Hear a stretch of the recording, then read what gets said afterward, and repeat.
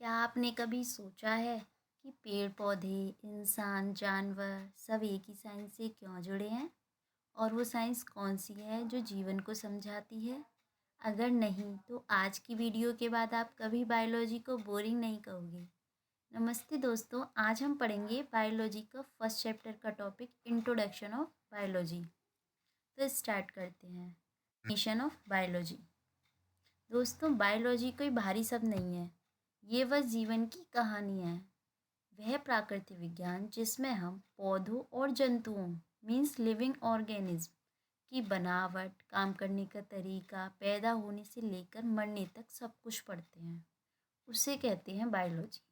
जैसे इंसान सांस क्यों लेता है, पेड़ खाना कैसे खाता है, ये सब बायोलॉजी ही बताती है।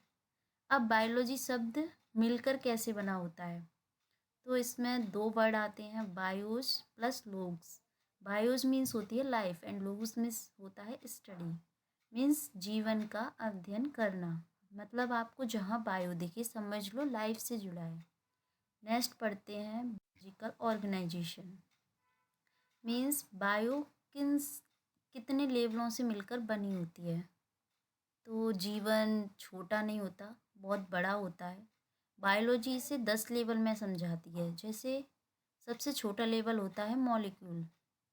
मॉलिक्यूल में होते हैं डीएनए, आरएनए, प्रोटीन्स। इन मॉलिक्यूल के मिलने से ही हमारी एक सेल बनती है, जिससे जीवन की सबसे छोटी यूनिट कहते हैं। इन सेल के मिलने से हमारा टिश्यू बनता है, और टिश्यू जब मिलते हैं तब हमारा ऑर्गन बनता है। ऑर्गन मीन्स हार्ट हो गया, किडनी हो गया, ये ऑर्गन हो गए।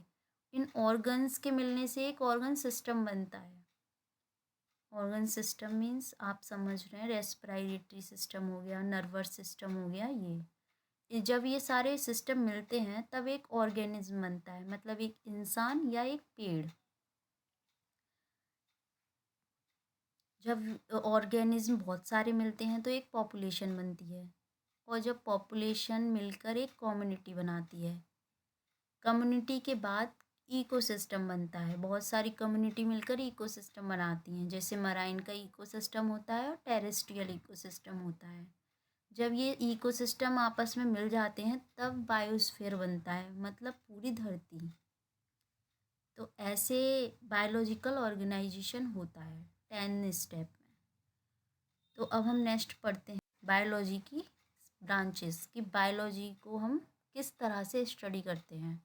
अगर हमें बेसिक बायोलॉजी पढ़नी है, सिर्फ जानना है कि पौधे कैसे होते हैं, तो हम बॉटनी पढ़ेंगे। जानवर कैसे होते हैं, जूलॉजी पढ़ेंगे। और छोटे छोटे जीवों के बारे में स्टडी करनी है तो आप माइक्रोबायोलॉजी पढ़िए। फॉर एग्जांपल, अगर कोरोना वायरस की स्टडी करनी है तो माइक्रोबायोलॉजी के अंडर आता है। सेकंड होता है हमारा एप्लाइड बायोलॉजी। अब ये सवाल है, बायोलॉजी सिर्फ किताब में ही काम आती है, जो हमने अभी स्टडी करी थी, बॉटनी, जूलॉजी, माइक्रोबायोलॉजी? नहीं, ये हमें खाना देती है, दवा देती है, हमारी जान भी बचाती है। जैसे एग्रीकल्चर, जो क्रॉप प्रोडक्शन में हेल्प करता है। मेडिकल साइंस होती है जो ट्रीटमेंट करती है। वेटेनरी साइंस होती है जो एनिमल्स का ट्रीटमेंट करती है। एंड फार्मास्यूटिकल होती है जो ड्रग्स का निर्माण करती है। पढ़ते हैं कि बायोलॉजी और सब्जेक्ट से कैसे जुड़ी हुई है। तो बायोलॉजी प्लस केमिस्ट्री, बायोकेमिस्ट्री पढ़ते हैं हम। बायोलॉजी फिजिक्स के साथ मिलकर हम बायोफिजिक्स पढ़ते हैं। और बायोटेक्नोलॉजी पढ़ते हैं, जहाँ बायो प्लस टेक्नोलॉजी दोनों का यूज़ होता है। जैसे जेनेटिक इंजीनियरिंग और रिकॉम्बिनेंट डीएनए, जहाँ भी हम टेक्नोलॉजी का यूज़ करते हैं बायो में। नेक्स्ट होती है बायो इन्फॉर्मेटिक्स, जिसमें हम बायोलॉजी का यूज़ आईटी सेक्टर में मिलके करते हैं, कंप्यूटर के साथ, कंप्यूटर साइंस। जैसे ड्रग्स, हमें अगर ड्रग्स का हमें ढूंढना है लिंक, तो हम उसको ऑटोडॉक्स से ढूंढ सकते हैं। ठीक है, तो आज का बायोलॉजिस्ट लैपटॉप के बिना अधूरा है। तो हम नेक्स्ट पढ़ते हैं बायो रिलेटेड कुछ साइंटिस्ट। दोस्तों, जब माइक्रोस्कोप नहीं था तब भी एक आदमी था जिसने 500 से ज़्यादा जानवरों का अध्ययन किया था। वो थे हमारे अरस्तु, जिन्हें जूलॉजी का जनक कहते हैं। और इन्होंने एम्ब्रियोलॉजी पर काम किया था, जिनकी बुक है हिस्टोरिया एनिमेलियम। और अगर पौधों की बात, तो एक नाम हमेशा आएगा, थ्योफ्रेस्टम, फादर ऑफ बॉटनी। नेक्स्ट पढ़ते हैं हम कि हमारी लाइफ पे बायो का क्या इम्पैक्ट है। तो ये हमें वैक्सीन देती है, एंटीबायोटिक्स देती है, food security and GM crops में इम्पोर्टेंस है इसका, environmental conservation, public health, epidemiology, ये सब हम बायोलॉजी से प्राप्त करते हैं।